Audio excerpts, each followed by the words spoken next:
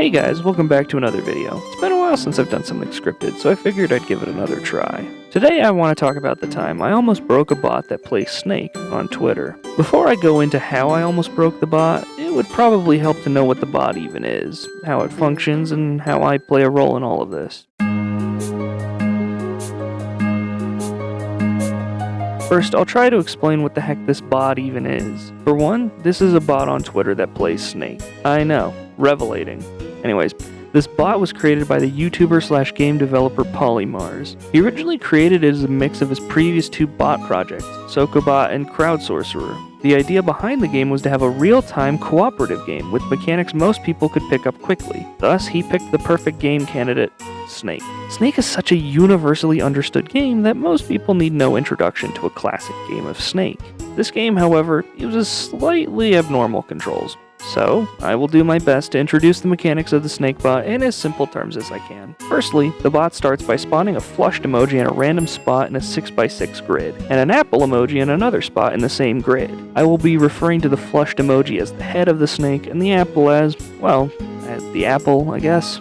The goal of the game is the same as any classic game of Snake, which is to move the snake towards the apple as often as possible without crashing into a wall or your own tail. In regular Snake, this can be pretty difficult since the snake tends to get faster the more you progress through the game. In this spot though, yeah, it takes its time. But that doesn't mean there isn't a challenge to it all. In fact, I would argue that the 30-minute time limit poses a very real challenge to the people playing. You see, the bot is controlled by the number of likes and retweets, alternating between choosing left or right and choosing up or down for every movement. But wait, you can't go straight, I hear you say. Why wasn't it controlled by a pole or something that would allow 3 movement options? I don't know, ask Twitter why their API is so silly. Anyways, back to how this relates to the time limit. Between each post, there is one thing that consistently controls the direction of the bot, the reply section. This section had a surprisingly large influence on the direction of the game, and since people in the replies only had 30 minutes to rally people to move the snake in a certain direction, the challenge comes from the fact that not everyone that sees the posts reads the replies,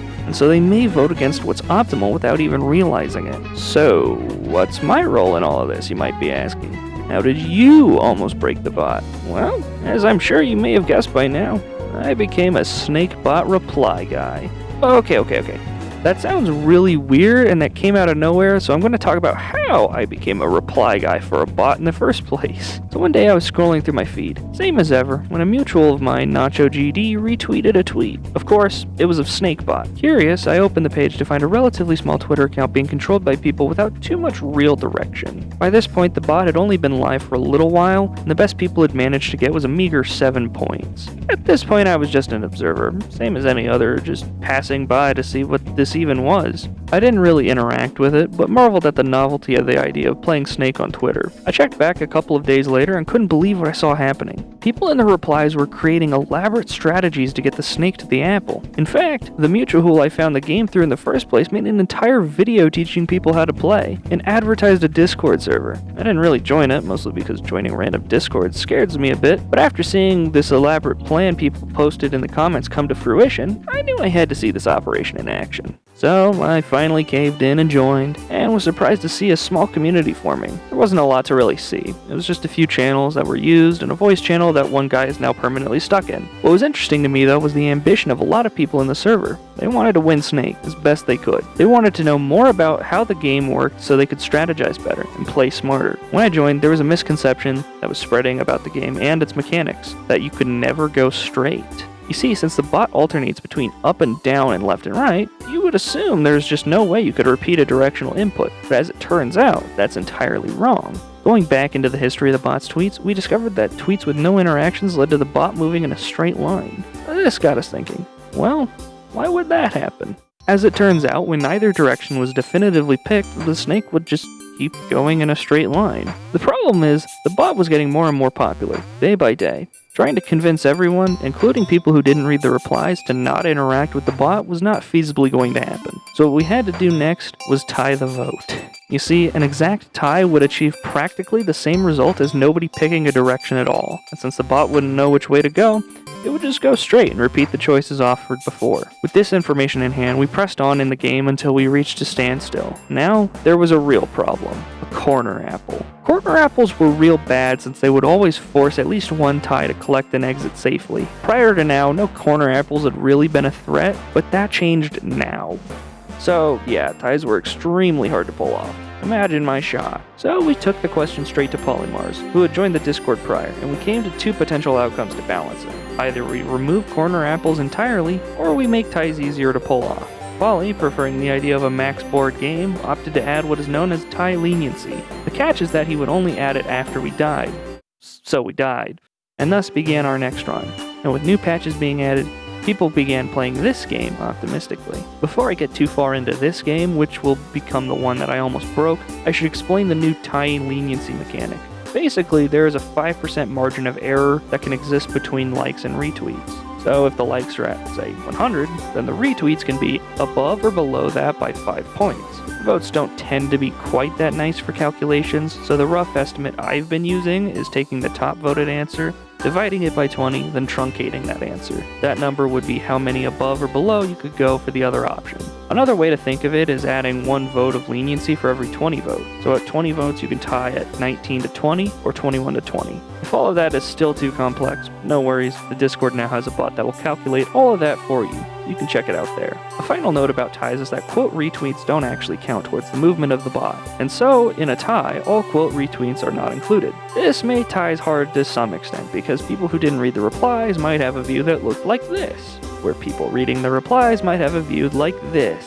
Since quote retweets don't count towards the actual vote, the result of people quote retweeting would be to add a fake retweet to this counter, and then somebody looking to tie from here would just press like. In other words, quote retweets became the chasm between likes and retweets, which could push a failed tie, even if the summit looked successful. Okay, we're almost into the campaign of things, but I want to preface by saying there will probably be parts of the story that get cut out for brevity's sake. And so if a moment from the game you remember isn't described, it's probably for the sake of time. With all of that setup out of the way, let's talk about the game. So there we were, fresh off of a death, having to go and play another game. By this point, there were a few people in the replies who, when posting memes and strategies, would consistently get likes. This included people from the Discord like Uberman, Mem, and myself. There were other people who could garner influence as well, but consistently I noticed us three in the top of the replies. So typically, when a post of ours gained traction, we would advertise a plan or our Discord where we could tell people our plans in real time. This got the most eyes on our strategies the most consistently. So naturally, when we moved into this new game, we were the ones posting memes about where to go. It did occur to us that it would be nice to have a centralized space for all of our memes, and thus we created a new channel on the Discord for it. We made a couple of memes.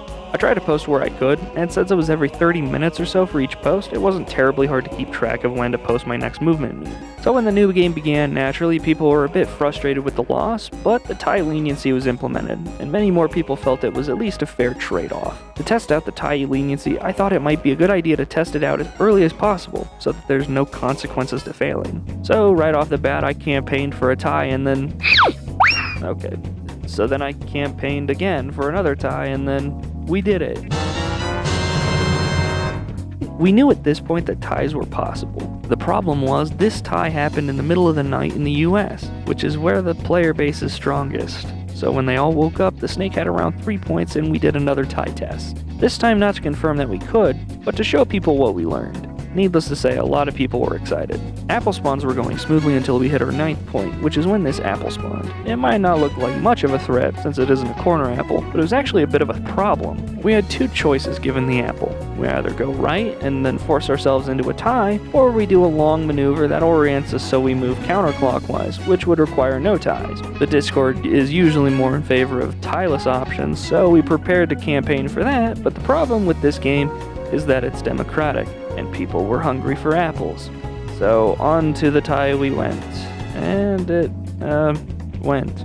Yeah, this was the first tie a lot of people saw, since it was either tying the vote or death, and it got a lot of publicity, but we tied twice before this, so it wasn't as significant a feat for me. That being said, we did avoid death, which was nice. So with the 10th apple out of the way, we easily cleared the 11th, and then, boom, corner apple. People were in despair, wondering if the game would even be possible. Of course, I pressed on with my meme posts to keep people engaging with the bot, and we moved closer to apple number 12. After a tense half-hour wait, we succeeded the tie. Whew, crisis of... Hey, what's that? Okay, so another corner apple. Fantastic. So we made our way to this new corner apple, and then attempt another tie. And then we succeed. At this point, a lot of people think we're invincible. Like, no matter the challenge, there's always going to be a way to circumvent it. Of course, there are always easy ways to trap the snake, so our Discord kept up our strategizing to make sure that we would keep ourselves from ending the game too early. Nothing too significant happened until the 16th apple, where we missed a tie into the apple. So then we decided it would be safest to go all the way around again to retrieve it. When we got to the top, however, there was a problem. People wanted the apple as soon as possible. You see, the people rushing the apple figured that they could go straight down from here and then be totally okay since the tail was still short enough. The problem the Discord noticed was that the next apple was likely to spawn on the left side of the board, which would kill the snake, since after eating the apple, the tail would be 17 long, and potentially longer if more apples spawned on the way up. The gap here wouldn't open up in time, and the only way to keep ourselves alive was to loop all the way around counterclockwise. And so the fork approached. We posted our warnings about going left, and then we succeeded. From here, we were sailing oh so smooth to the apple. The plan was just to move around the perimeter of the board for as long as possible. It was going oh so well until bam, corner apple. Okay, so we would have to tie into that corner to retrieve it. No big deal. But at this point, the Discord came to the conclusion that we need to switch up our strategies, and thus Pisces was born. This was a plan drafted up by a user called Volpez, and the plan was great. It looks overbearing at first, that's pretty normal. Basically, in Pisces, you start at any point in the map, and supposing your tail was out of the way, you can move along the lines of the route and fill every space of the map. The spaces marked in blue required a tie to work, which means for Pisces to happen, there would need to be 8 ties per loop. The benefit to this strategy is that apples only spawn in open spaces. It will be forced to spawn in front of you at all times, meaning every apple is on the route. Some did push back saying that looping is boring, but I think there's an argument to be made in favor of a loop like this. I'll get to it later. Back to the campaign, where we are fresh on the pursuit of a new corner apple, and with Pisces drafted, it was time to start working on some new propaganda. Opening up the most sophisticated tools I knew, I slapped together a few memes for Pisces and also made a video that introduced the plan to people. After that video got a couple of views, it was finally time to start Pisces. The first step was tying out of the corner. So far so good. Next tie. Oh, god damn it. So that didn't work, but undeterred we went back up top for our second attempt at Pisces. And the results may shock you.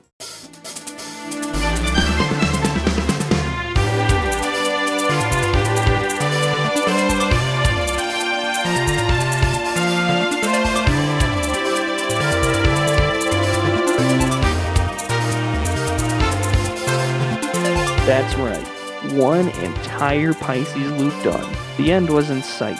I even made a new video for the occasion by putting some Mario and Sonic cycling audio over Pisces. We were looking great, and if we stuck to Pisces, we would win within a few more hours. Of course, if we won, I wouldn't have almost broken Snakebot. I would have broken it. Disaster. After successfully making it through 3 of the 4 ties up at the top of Pisces, we run into a major snag. A massive influx of likes breaks the final tie, and we are pushed down, leaving the top corner empty. I still think that post might have been botted, seeing as previous posts have had more clear signs of botting, but even though that might have been the case, we had to play with the cards we were dealt. The reason why this situation was so dangerous was precisely why Pisces was so incredible. Every apple along Pisces will spawn in front of you. If we kept going along Pisces and eating apples, there were good odds that we were going to crash into our tail. So the Discord scrambled to come up with ideas, and among the best were those suggesting we skip the apples. Unfortunately, at this point, we weren't in the driver's seat anymore. Seeing an apple right next to them, Twitter voted to move right into the apples, time and time again, against advisement. We were running stupidly low on options, but thankfully, the 33rd apple spawned in this corner. While technically we could grab the apple and die, content with a game 2 points shy of perfection, we were determined. And so, with a nearly maxed out board, we got into position to do Pisces one last time. There were a lot of people demotivated at this point, but once we got through the first tie, people started to believe again. That belief pulled us through the other side of the first half of the loop, leaving only the top half to get before we started collecting the last 3 apples. At this stretch, I decided I needed some rest, and so I missed what happened next. Memento mori. I have been told that if I were around for that tie, maybe we could have pulled through. And you know, maybe we could have. Maybe we wouldn't have. I can't really say. But what I can say is that regardless, the amount of collaboration required to get to this point was insane, and definitely something to be proud of. I wrote in my title that I almost broke Snake, but that might be giving myself a bit too much credit. Even though I was a big player in the snake's success, my ideas and memes would have gone nowhere without the community, the other people interacting with the bot on a regular basis. This is as much of their victory as it is mine. Okay, with the campaign out of the way, there's a few things I want to address before I close out this video. For one, I want to make an argument in favor of Pisces. I know some are fundamentally opposed to looping, and I guess I won't be able to fully convince people like that. But here's my case. Pisces as a strategy required very little looping in general for it to actually get the max score.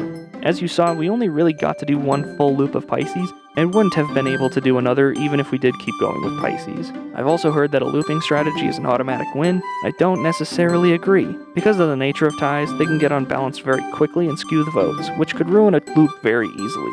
You do guarantee a win following the path, but following it is the hard part. Okay, so one other thing that I want to address real quick is the absolute salt mine that came from the failure of Pisces and the implementation of it for that matter. Whether people were for or against Pisces, I noticed a worryingly large portion of people getting so invested in their side that they would lash out at those who they disagreed with. I'd like to note this behavior and add a reminder here that this is a Twitter bot, and at the end of the day, win or lose, there will always be another game. Of course, you're allowed to be upset if a move doesn't work, but that doesn't mean respect for others is out the window. The toxicity has seemed to die down for now, and I hope it continues to do so. If you're playing the game, remember to treat other people like people. So, what's next for me? Well, I'm probably still going to play Snake for a while, seeing as Poly's been keeping updates rolling fairly regularly. I'll also be trying to do some more streams at some point, but right now I don't really have a date of when that'd be. With that, I think that about concludes everything. I'll be leaving a link to Poly's channel in the description, as well as his video detailing the creation of the bot, so make sure to check them out and sub to him for cool development content. You can join the Twitter Plays Snake Discord as well and join in on the fun. It will be linked below as well. As always, you can subscribe to me and follow my Twitter, which has kind of been popping off for some reason. Can't really tell why. But that's all for now. Take care, everyone.